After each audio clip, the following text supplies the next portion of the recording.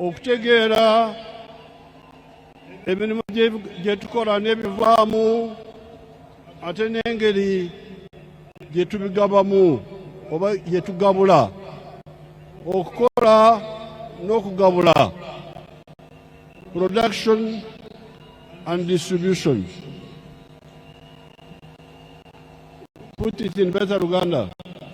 Ebintu bye tukola ate n'engeri gye tubisaasaanyamu gye tubituusa ku babyetaaga. Now, with the production, I want to thank all the wealth creators in the sector of money. Ayagala okwebaza abo bonna abatonda obugagga abaleeta obugagga mu byensimbi.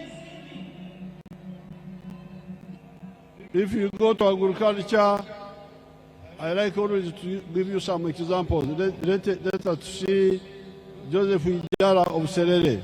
Bw'ogenda ku by'obulimu ayagala okutuwa betulabirako nga Ijara okuva e Serere.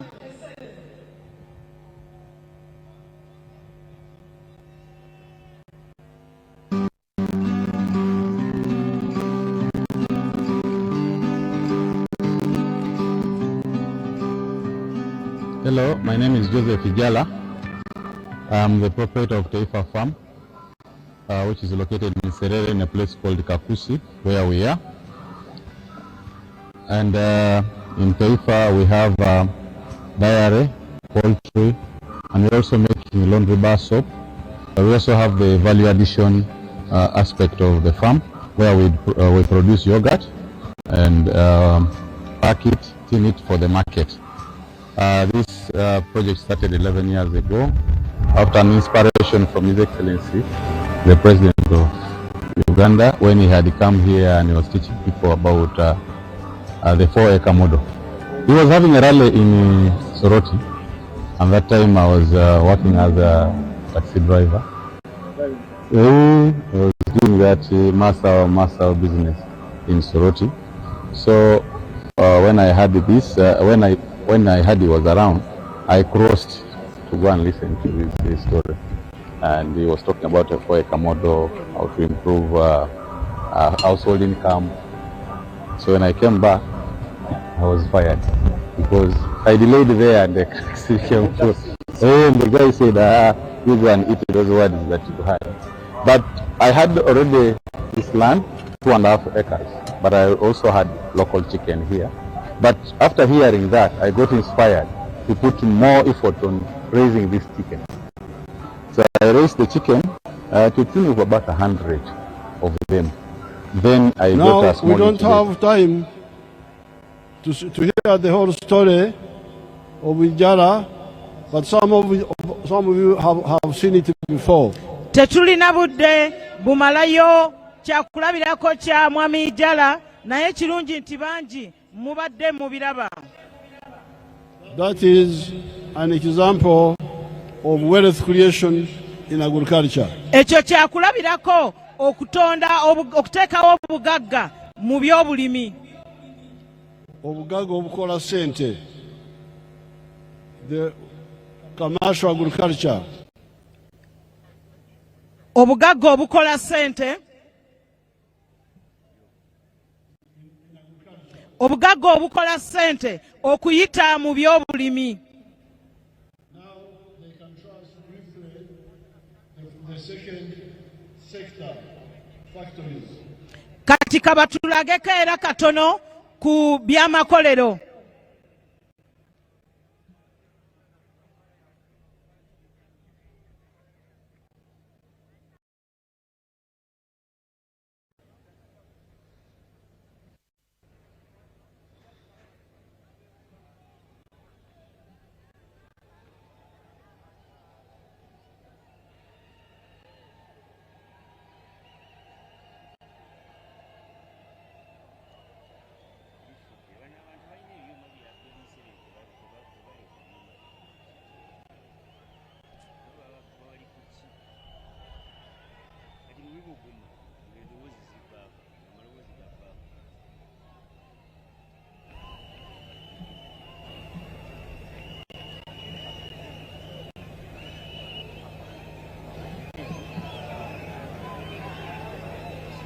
Our factory quality.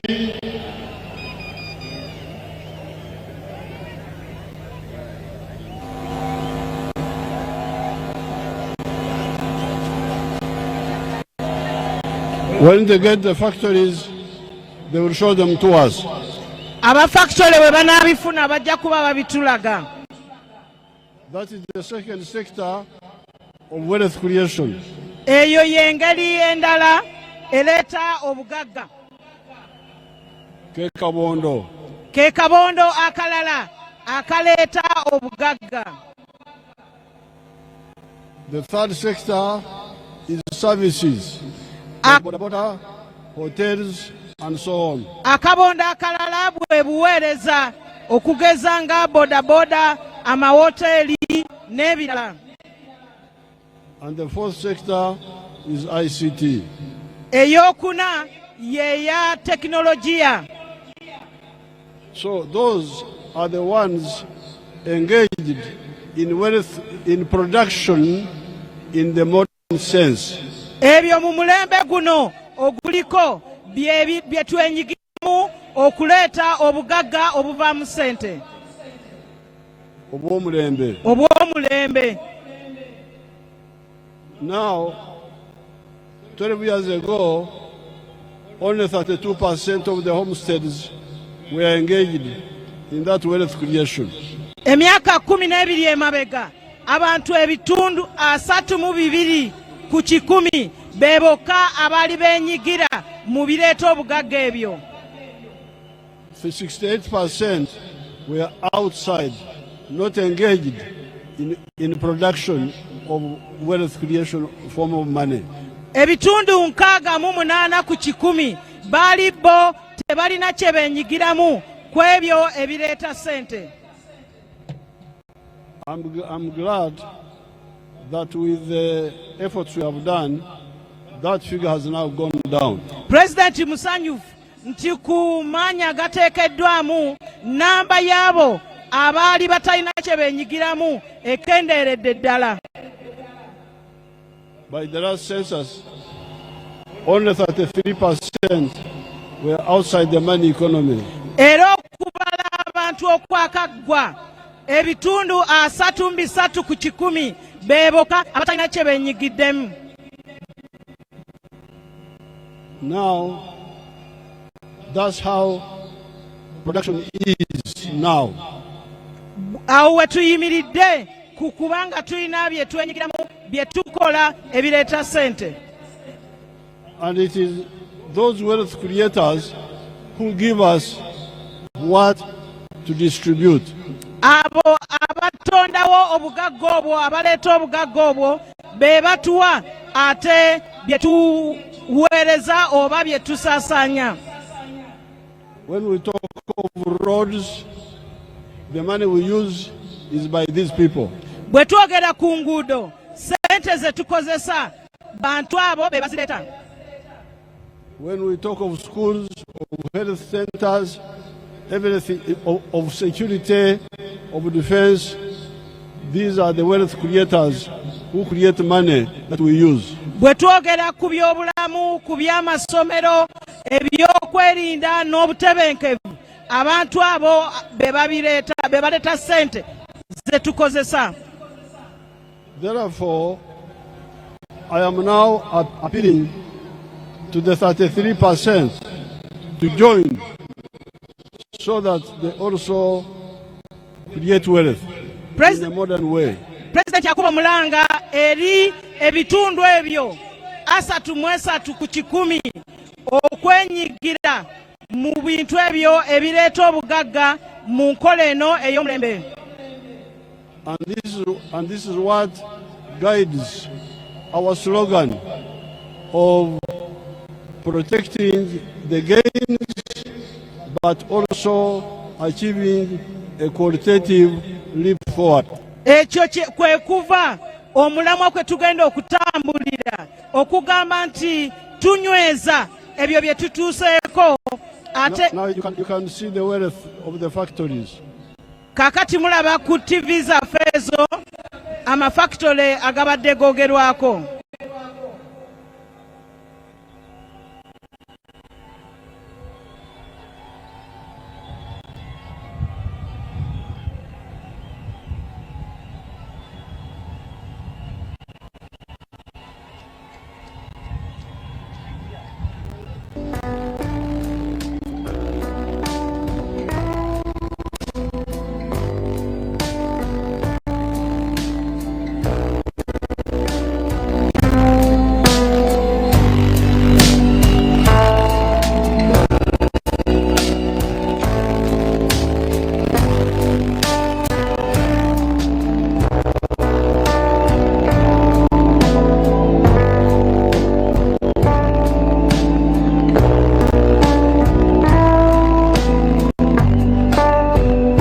can also show us the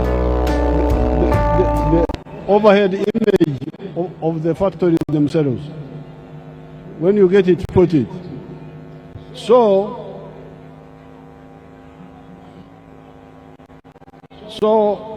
the money we are using to do whatever we are doing is by those wealth creators. You can see all those factories.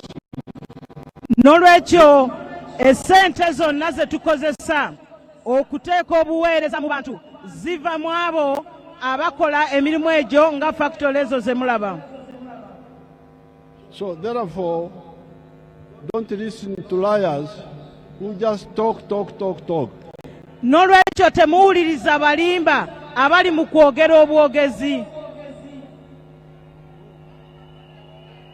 What we tell you is the reality. Ekyo kye tubagamba kye kituufu era ge mazima. You start with production. Otandika na kubaako kyokola. You get money. N'ofuna sente. Then you distribute. Then n'olyoka okola n'owa n'abalala. So we said about what we have achieved, but we are going to make a leap forward, qualitative leap forward, to cover what we have not yet covered and go to new levels. Yensonga lwaki tugamba nti tugenda kunyweza ebyo bye tutuuseeko ate tusinziire okulaba nti tweyongera mu maaso okukulaakulanya eggwanga lyaffe Uganda ebeere mu nsi ezaakulaakulana. And therefore, nobody should say, "Me, I have not gained anything." If you have not, you will if you listen. N'olwekyo tebaayo omuntu agamba nti nze siina kyenfunyeemu, kubanga bw'onoowuliriza era naawe ojja kubaako ky'ofuna.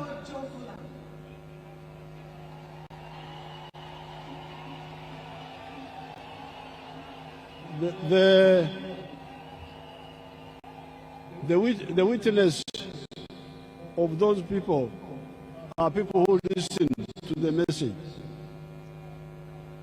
Obunafu bwabo, obujulizi obwabo abawuliriza obubaka. They are the ones you are listening to here on like Ijara. Abo abawuliriza obubaka bamu ku abo be mulabye era be muwulidde nga mwami Ijara.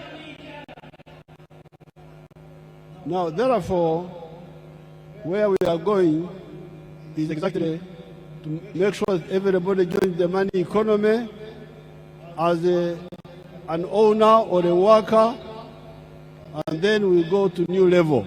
N'olwekyo gye tulaga kati kulaba nti buli omu yeenyigira mu kireeta ssente nga nannyini oba ng'omukozi. And also go to a new level. Ate n'okugenda ku ddaala eddala. Now, you know the agriculture, you know what it is, you know what factories are, you know hotels, but what you did not have here was our ability to make our own automobiles. Let them show you the automobiles we are making here. Ebyobulimi mubimanyi, ebyamakolero ne factory zonna, naye waliwo kye tubadde tutamanyi ng'ekyokukola emmotoka oba ebidduka nga bwe mugenda obiraba wano. Ebyaffe nga ffe tubyekolera tebivudde bweru wa ggwanga.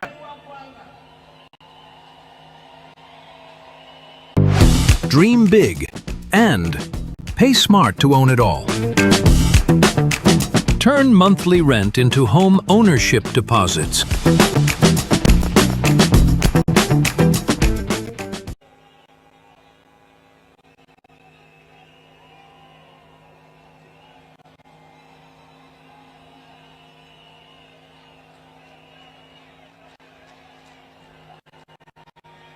Those buses you see are all built here in Jinja.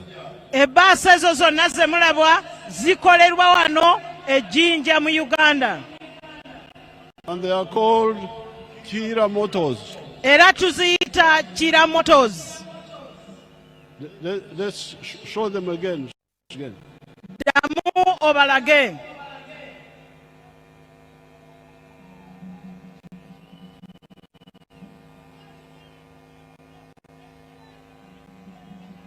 So therefore, when we say we protect the gains, but also make a qualitative leap forward, that's what we are talking about. N'olwekyo bwe tugamba nti tulina okunyweza ebyo ebituukiddwako ate nga bwe tugenda mu maaso ekyo kye kitegeeza. And when we launch the manifesto, we shall give details of it. Bwe tunaaba tutongoza manifesto yaffe tujja kubawa akawonvu n'akagga ku ekyo kye twogerako. And all this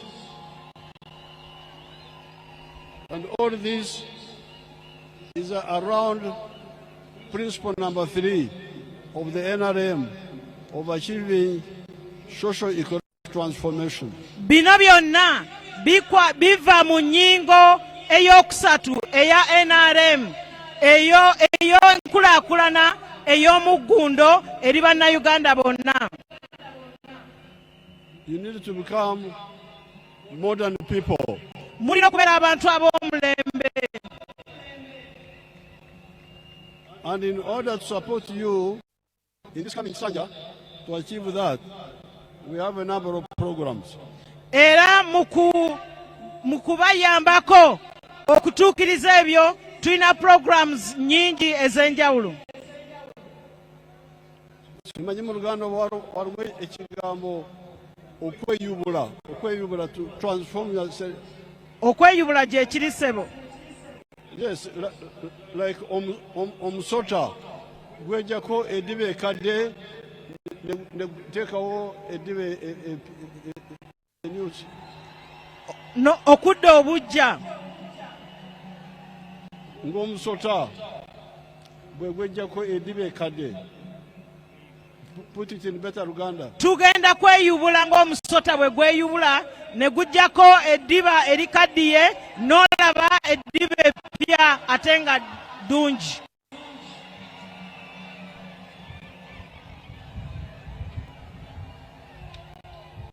Now, in order to assist everybody to change, like a snake removes the old skin and grows a new one. N'olwekyo okuyamba buli omu okweyubula. We are going to, number 1, maintain PDM. Tugenda kulaba nti PDM esigalawo.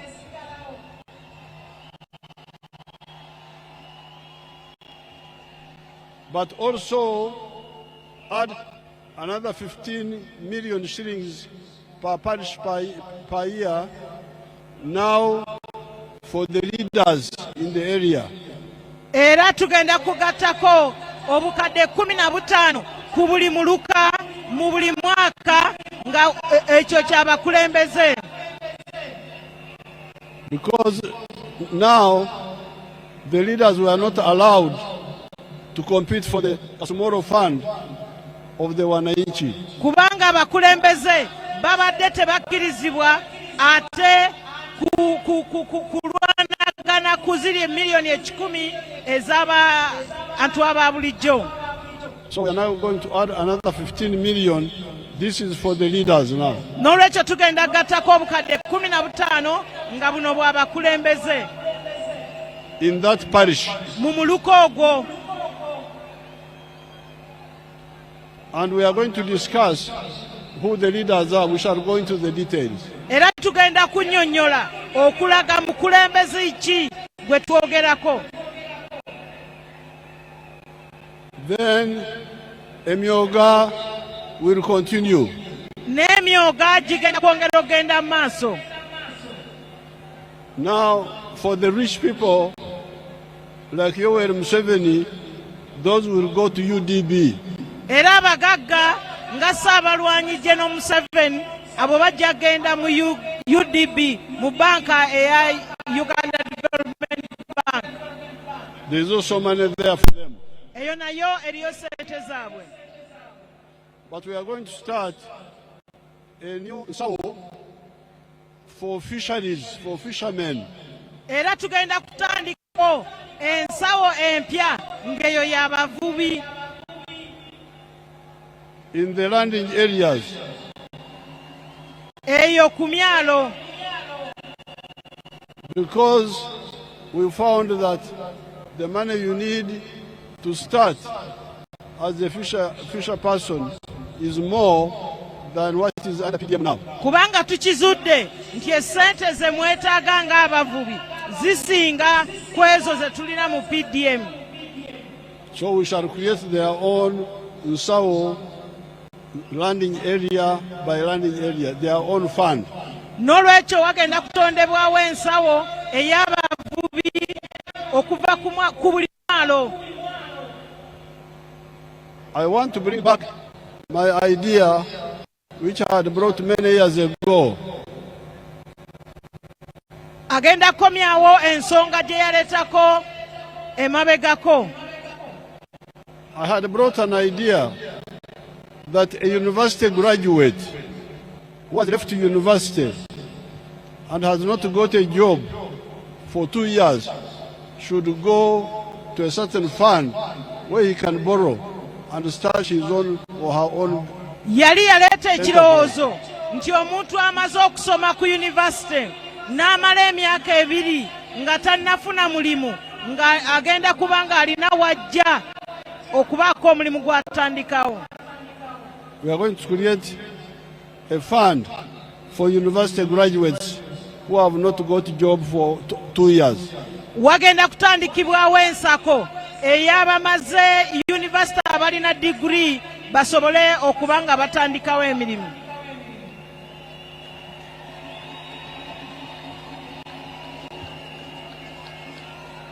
We have already started the ghetto funds. Tumaze okutandikawo ensako y'abageto. We have already handled the groups of Kampala. Tumaze okukola ku grupu z'e Kampala. We have dealt the groups of Mbale. Grupu z'e Mbale. We need to do with the groups of Jinja. Tugenda ku z'e Jinja. And other ghetto groups. Ne ghetto groups endala n'ebibiina by'abageto ebirala byonna mu ggwanga. They will have their own nsawos. Nabo bagenda kubeera n'ensako yaabwe. Then the borders. Kati okwo kwogatta ababodaboda. The ones of Kampala, we have already dealt with them. Aba Kampala abo bo bamaze okolebwako. I was able to put 10 billion for their groups. Era yataddewo obuwumbi 10 mu nsawo yabwe. We are also going to deal with the other groups at the right time. Era ekiseera nga kituuse ne groups endala nazo zigenda kukolebwako.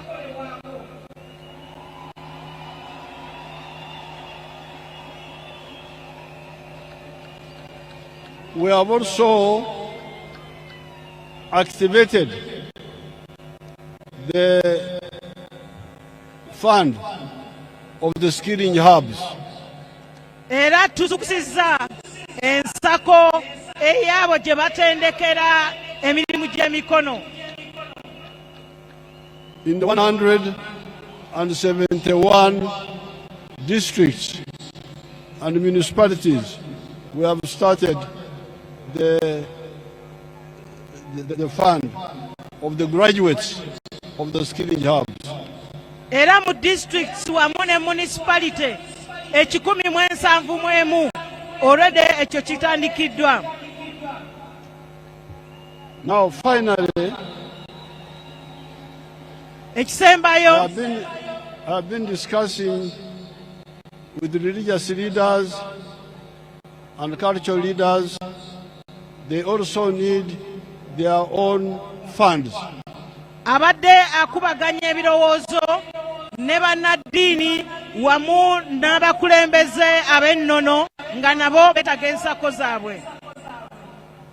I'm talking about the leaders. Ayogera ku bakulembeze, abakulembeze ab'ennono n'abakulembeze mu ddiini.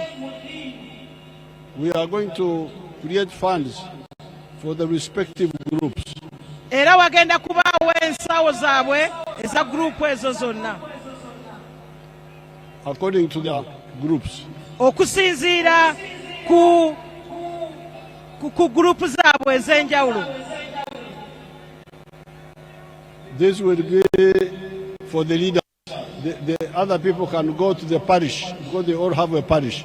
Ensako eno egenda kubeera y'abakulembeze ab'ennono bannaddiini naye ffe abakkiriza n'abantu ebitundu ebyenjawulo tujja kuba nga tugenda mu miruka gyaffe ku parish development model ne programs endala. Now all this is to ensure that nobody is left behind. Kino kyonna bino byonna bigendererwa okulaba nti tewali asigala mabega. Therefore, where we are going, apart from the wealth creation, which is very crucial, for the distribution, we are going to emphasize the following issues involving the masses. N'olwekyo gye tugenda mu maaso ku bintu bino byonna ebireeta ennyingiza, ebireeta obugagga, nga tubimaze tugenda kunsaasaanya naye nga bye tugenda bikola mu nkola zino wammanga. Ezikwata ku bantu aba wansi. Put it in better Uganda. Kyekyo muzeeyi ebikwata ku bantu abatandikirwako. Number one, PDM and funds for the leaders. Ekisookera ddala ye PDM n'ensako ey'abakulembeze.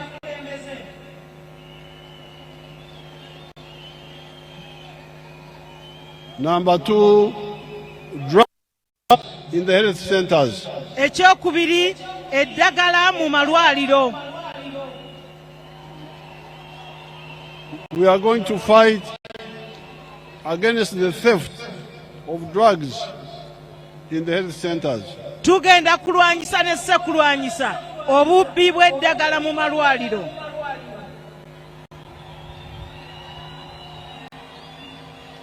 It is not true that the government cannot provide efficient health care. Si kituufu nti gavumenti tesobola kuteekawo byabulamu ebyetaagisa ebimatiza. Example, immunization. Ekyokulabirako okugema. Immunization is working very well. Okugema kutambula bulungi nnyo. That's why I don't see anybody with the polio here. Yensonga lwaki wano talabawo muntu yenna alina polio. Because all these are NRM children. Kubanga abali wano bonna baana b'NRM. The ones of polio were the UPC ones. Abo abaalina polio be baali mu mulembe guli ogwa UPC. N'ogw'abazungu. N'ogw'abazungu. And the colonial time. So, if immunization can work well, all the other efforts can also work well. N'olwekyo bwe kibanga okugemebwa oba okugema kutambula bulungi n'ebirala byonna biteekeddwa okuba nga bitambula bulungi. The third effort is fighting crime. Ensonga ey'okusatu kulwanyisa obumenyi bw'amateeka.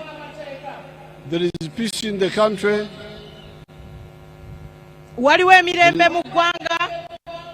Nobody can bring war here. Tewali akyayinza kuleeta lutalo wano.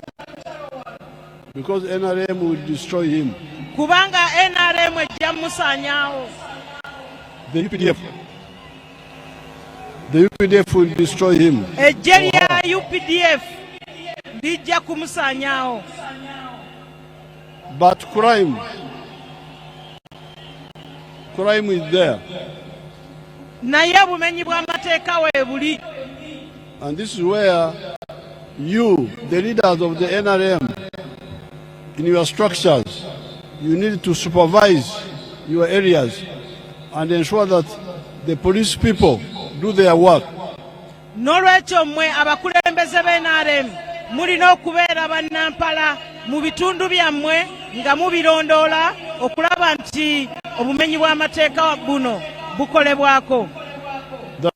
The police do their work. Nti police mulina okulaba era okulondoola okulaba nti police ekola omulimu gwayo.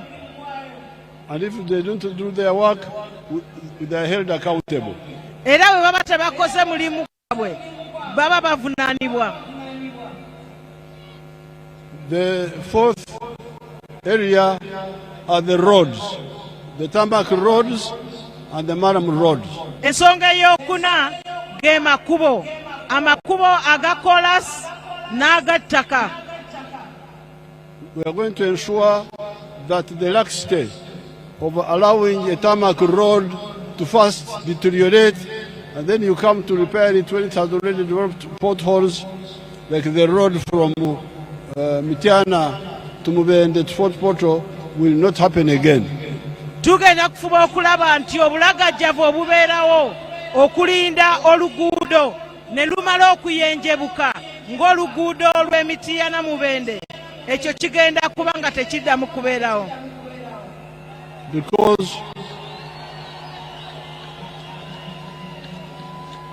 Because there are people who are in charge of that road. Kubanga waliwo abantu abavunanyizibwa ku nguudo ezo. How does it come that a road which was very good can deteriorate and then we come later when it is already impossible? Kiyinzika kitya okuba nti oluguudo olwali olulungi lwonooneka okutuuka ku sseeryo nga terusobola na kuyitwamu? But all of us must also be clear in our heads. Naye ffenna tulina okubeera. Shops in Uganda always on break, but Gigi never sleeps. I shop anytime. Why stress offline? Buy, sell, use. Gigi. Ku nsonga ya ki kye tusoosowaza.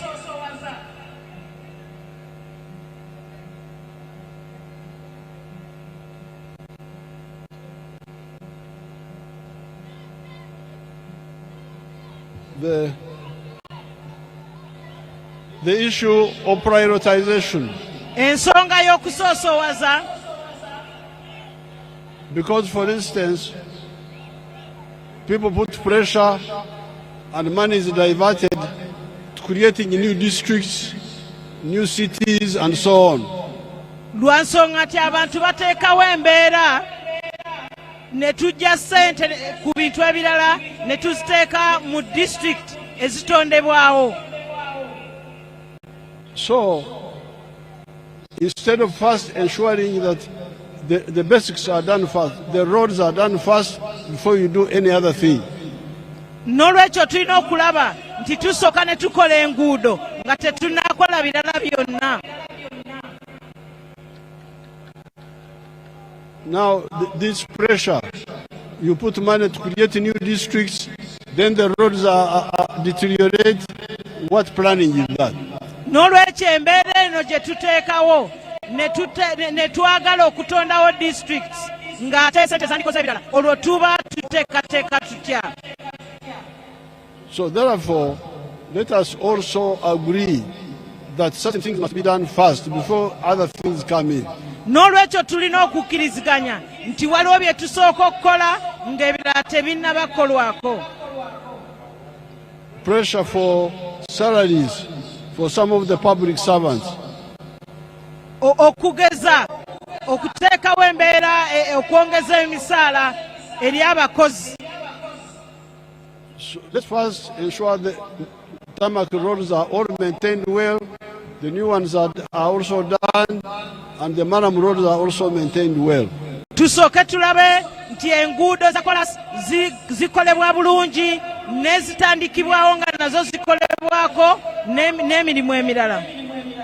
Because the roads affect everybody. Kubanga enguudo ffenna zitugasa.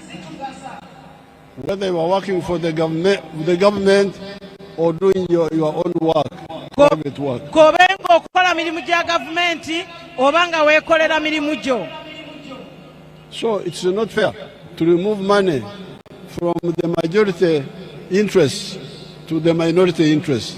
N'olwekyo si kya bwenkanya okujja ssente ku kintu ekiyamba abantu abasinga obungi nga kiyamba ekitundu ekitono ddala. Those are some of the pressures that make mistakes come in. Ebyo bye bimu ku pressure gye tuteekawo ekireeta embeera eyo.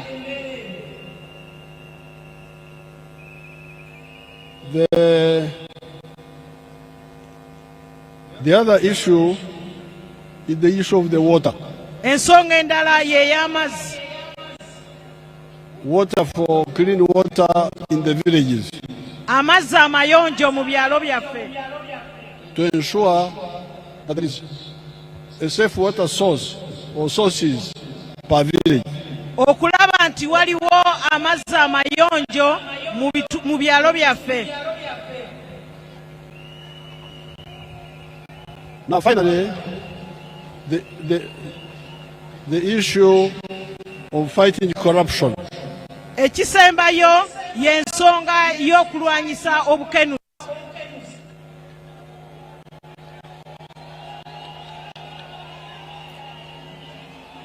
Fighting corruption should be partly done by you, the people. Ensonga y'okulwanyisa obukenuzi mmwe mulina okusooka okutandikirako. Ekitundu ekimu kirina kukolebwa mmwe. Because you are near the scene of crime. Kubanga muli kumpi n'awakolerwa obumenyi bw'amateeka obwo. The money is sent to the parish. Sente zino ziweerezebwa mu miruka.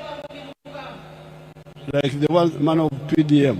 Okugeza ngeza PDM. And it is announced. Ate nga zirangiddwa. So you should ask, where is this money? N'olwekyo mulina okubuuza nti sente zino ziriwa. Yes, you can wait for the president to come and intervene. But also, because you are the one who is near, why don't you help in tracing this money? Kubanga tusobola okulinda president okubaako kyakolawo, naye gwe ali okumpi gw'olina okusookerwako okutandikirawo okubuuza sente zino we ziri. Now the other issue we are going to work on is irrigation. Ekirala kye tugenda okukolako kwe kufukirira ennimiro. You can see that the weather sometimes is a bit unreliable. Nga bwe mulaba embeera y'obudde oluusi tetugyesiga nnyo. I was in Bunyoro recently. They have got more rain there than here now. Okugeza president abadde e Bunyoro naye ng'enkuba teriiyo nga bw'eri eno. There is more rain there in Bunyoro. Balina enkuba nnyingi e Bunyoro okusinga eri wano. So it is a bit risky to go on without irrigation. N'olwekyo kiba kizibu nnyo okusinziira ku mbeera y'obudde nga tetufukiridde ennimiro zaffe. Before I conclude the issues of the masses in this Kisanja, I want to ask Mama to talk a bit about the question which was raised this morning about the school fees and salaries and so on. Nga tannaba kumaliriza ku nsonga ezitukwatako ffenna, kayite maama waffe ajja ayogere ku nsonga endala eya school fees.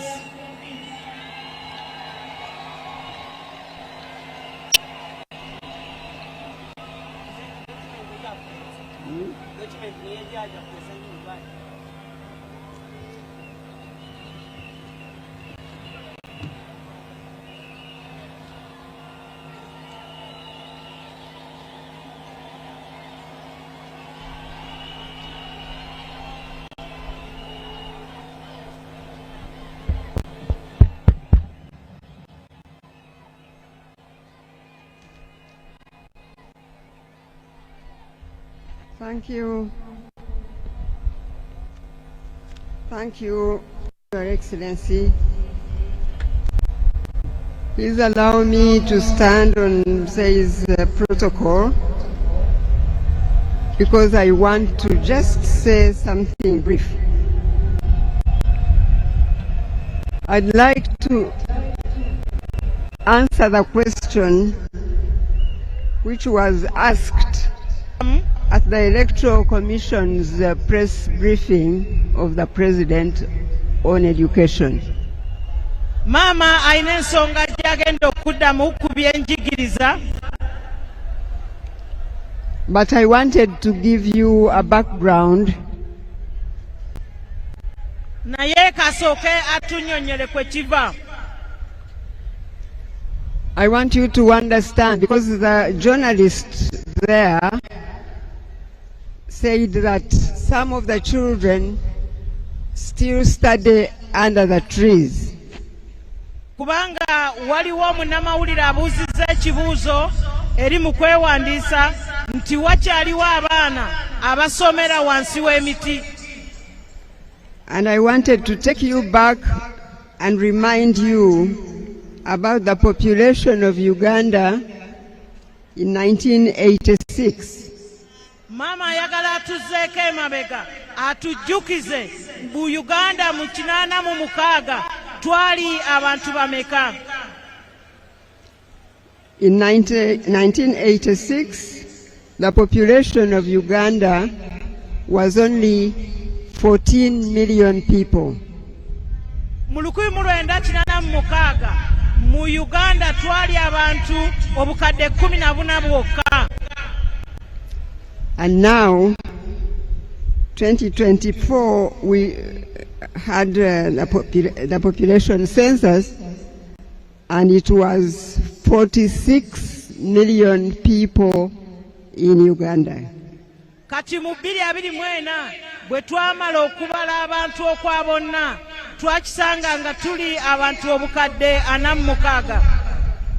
That therefore means that the children also are more than the children we had in 1986. Ekyo kiba kitegeeza nti n'abaana be tulina kati bangi okusinga abo abaaliwo mu 1996. The number of districts in 1986 were 33 districts. Mu 86 twalina districts 33. The districts now are 135 in 2025. Kati tulina districts 135. Tulina districts 135. Okay, so the primary schools that we had in 1986 were 5,320.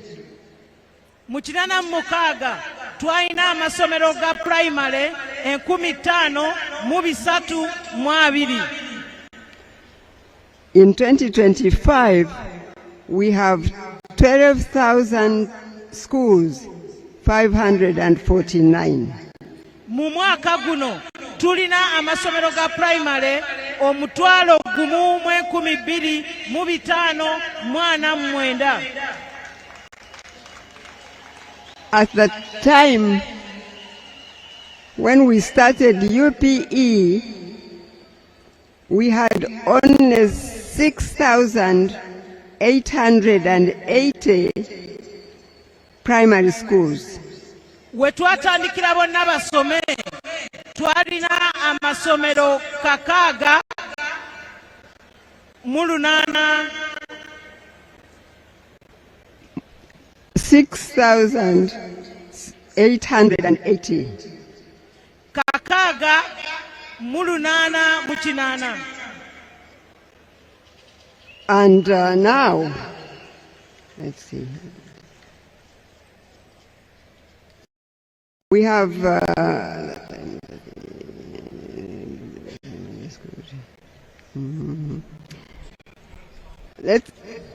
sorry. Go there and say it. But in secondary schools, what I'm driving at is to show you why we have some children who still have no schools. Those who are kwe kutunyonyola lwaki tulina abaana abasomera miti. Because now, as I have just said, we have 12,549 primary schools.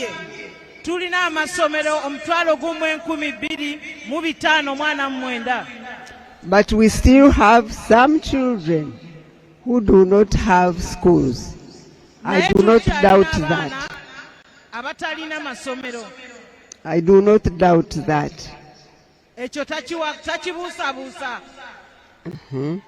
So in secondary schools, we had 459 government schools in 1986.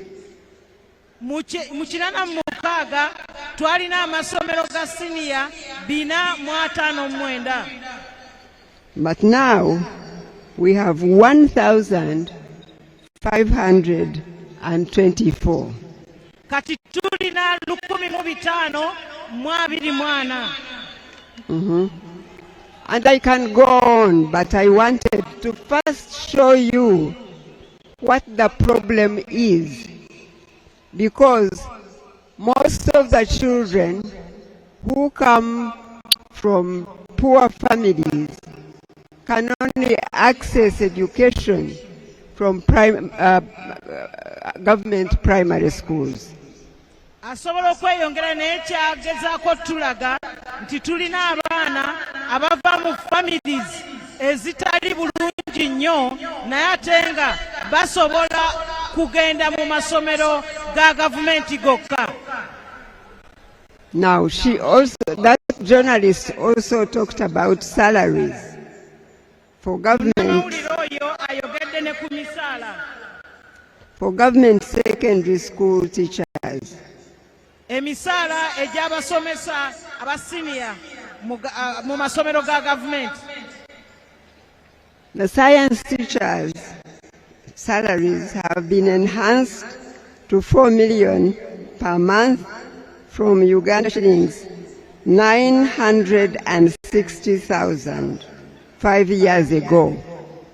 Emyaka 5 emabega omusaala gw'abasomesa aba science gwayongezebwa okuva ku 9,600 okutuuka ku bukadde 4 buli mwezi. Now, arts teachers, their salary is as follows for those on the government payroll. The degree holder gets 1,078,000 per month before taxes. Mu masomero amasomo aga arts omusomesa mu ssomero lya gavumenti afuna akakadde kamu mu 7,800. Diploma holder.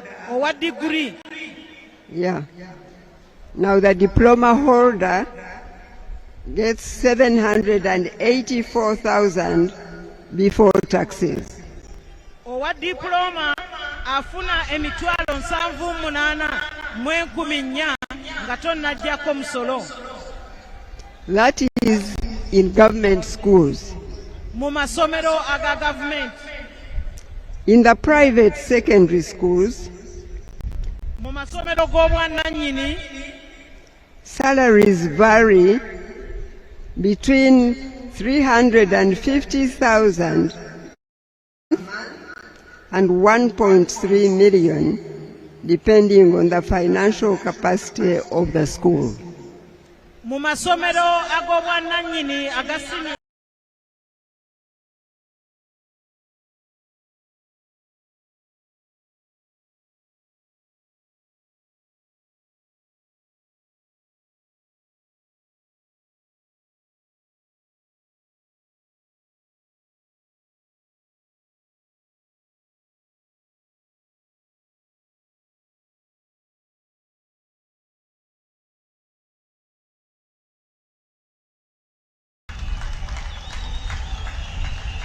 And across board, even the civil servants in government and everywhere. Hello, my name is Alfred Kagugwe, and I work in the Customer Service Department at Uganda, and I work as an operations executive. So today, I would like to... So when we say that teachers should not stop teaching now because of salary, we mean it, and they should understand where we have come from and where we are going, and continue to teach, believing that the NRM government is going to finish what it started.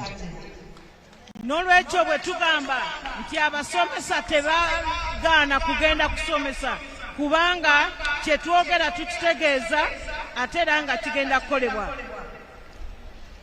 I can go on. As you know, education sector is a huge sector, but I wanted to clarify on those issues of children who have no classrooms and teachers whose salaries have not yet been enhanced. N'olwekyo asobola okwongerayo nga bwe mukimanyi nti ebyenjigiriza bigazi nnyo, naye ayagadde okunnyonnyola kijja kitya abaana abamu okubanga tebalina masomero ate n'ekikwata ku misaala egy'abasomesa. But I wanted to say that going forward, as the President has said, when we talk about the qualitative leap, I believe that all these gaps will be filled and all the schools will be sufficient in the whole country, and those schools that need rehabilitation will be rehabilitated. So what we need to do is to ensure that we unite Uganda and give NRM government and the President another term, so that the NRM government can continue what it has been doing, what it started. It is the only one which will finish it. N'olwekyo bwe tugamba nti nno tugenda kwongera ku mutindo n'enkulaakulana y'eggwanga, tutegeeza nti emiwaatwa gino gyonna gigenda kuggalwawo, n'amasomero amalala gabeerewo, n'okwongera okulongoosa ago agaliwo. N'olwekyo kyatusaba nti twongere okwesiga NRM, tugiwe ekisanja ekirala okutwala ebyo mu maaso ate n'okulaakulanya eggwanga lyaffe nga ffenna tuli bumu. And I want to congratulate Uganda today for NRM showing this unity. This is a good picture of Uganda trying to give the support to the President, while many other nations are doing not so well. Uganda is blessed by the God we trust, and I honestly congratulate you, because this shows a very good picture that we are united and we are one people under God. Thank you and God bless you. Mama ayongera okwebaza n'okuyozaayoza Uganda ne NRM olw'ekifaananyi kino eky'obumu ekiragiddwa era kye twongera okulaga era ng'asaba Katonda nti ayongere okukulembera pulezidenti waffe ng'awangula akalulu kano ate n'okwongera okutwala Uganda mu maaso agiwa omukisa. Well, I want to thank Mama. I want to thank Mama.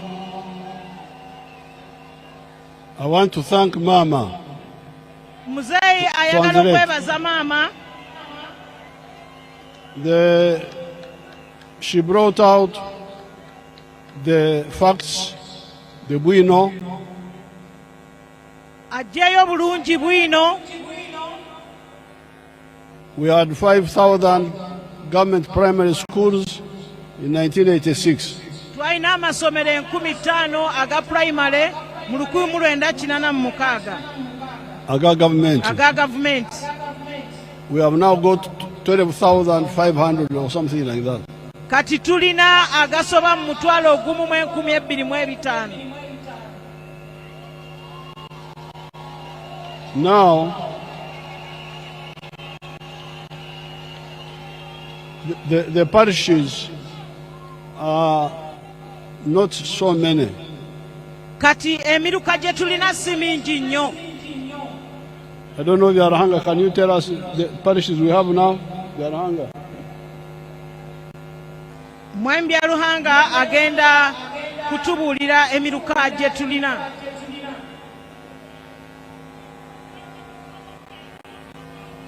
And the gomborolas. Emiruka wamu n'amagombolola.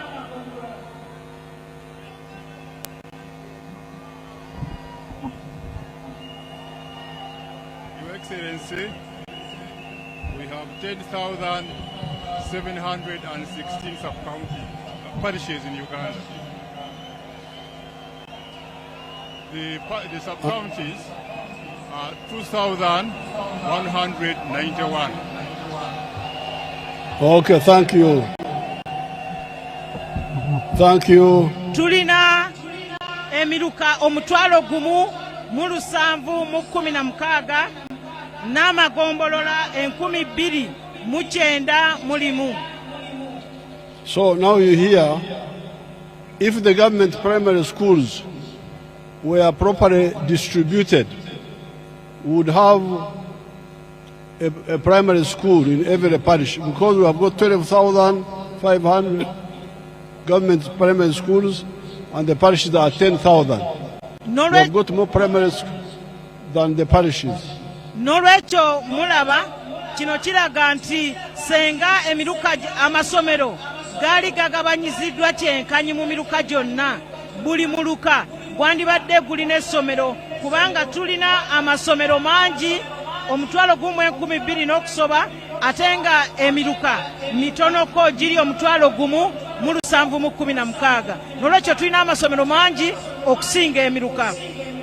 So there is some carelessness in giving more secondary schools per parish, more primary schools per parish,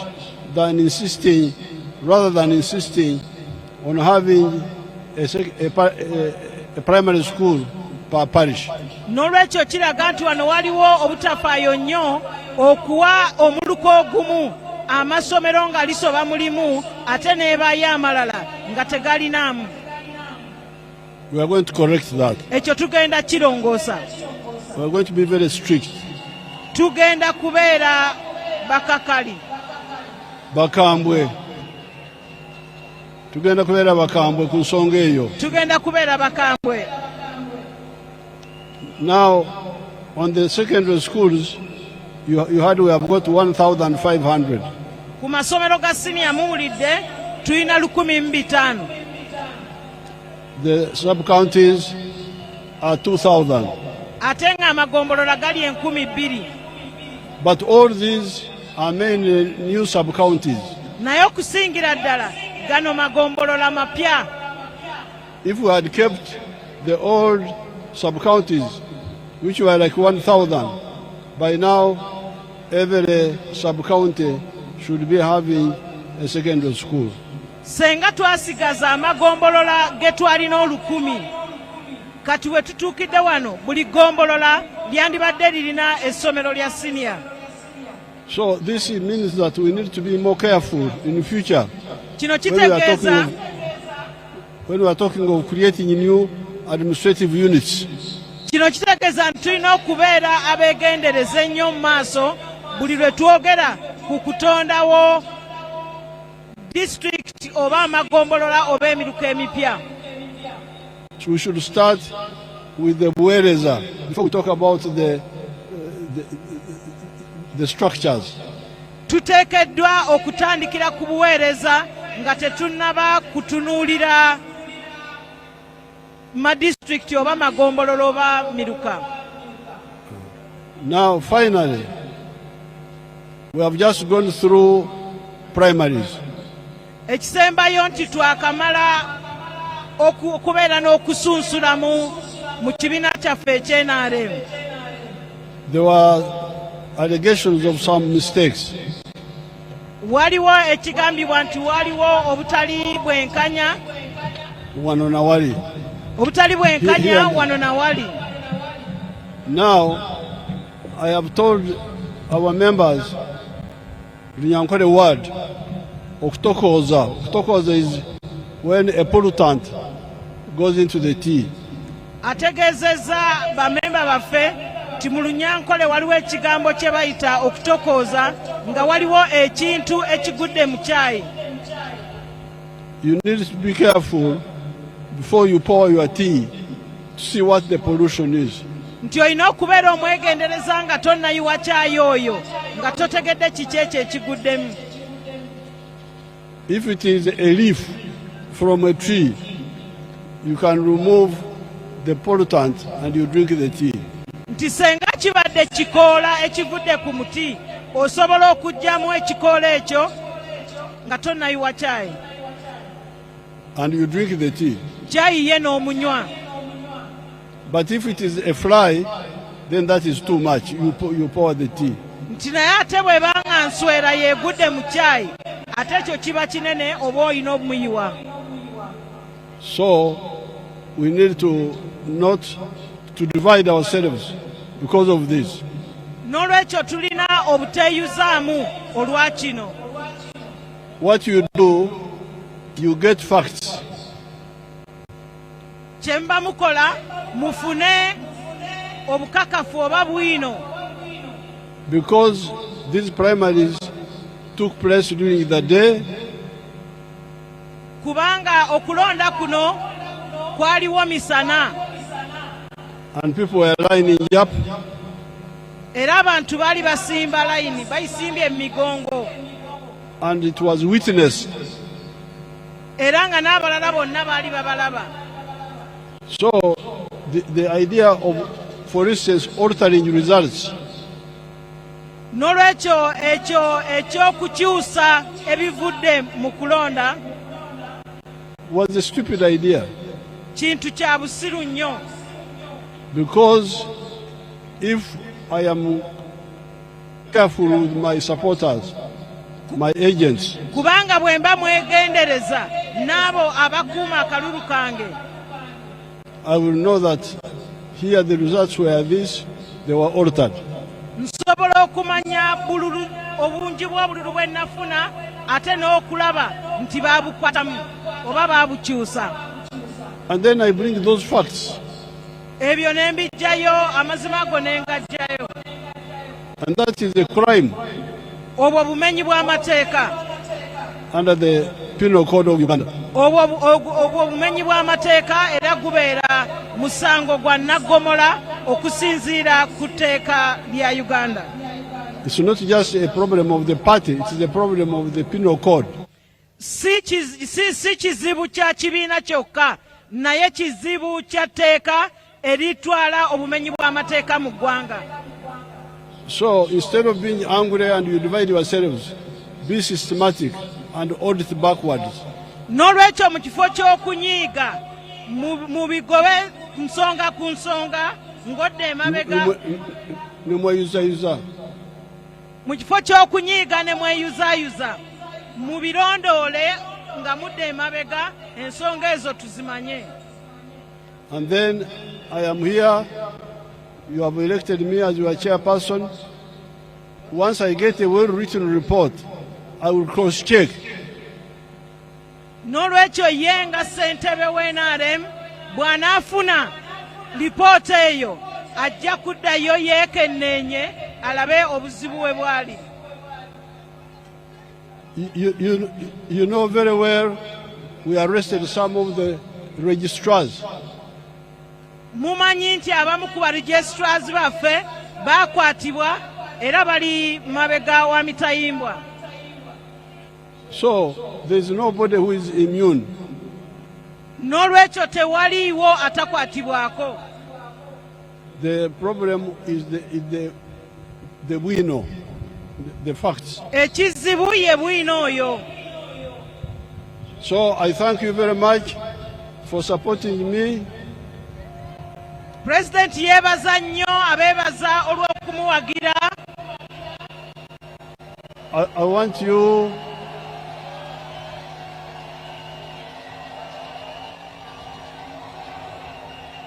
want you to remember the 6th of May 2025.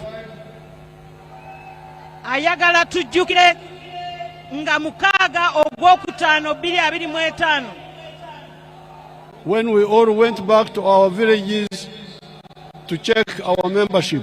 Bwe twaddayo ku byalo byaffe ne tukebera obwa memba bwaffe obw'NRM. I went back to Rwachitula. President yaddayo Rwachitula. And Mama went back to Irenga. Mama ye n'agenda e Irenga.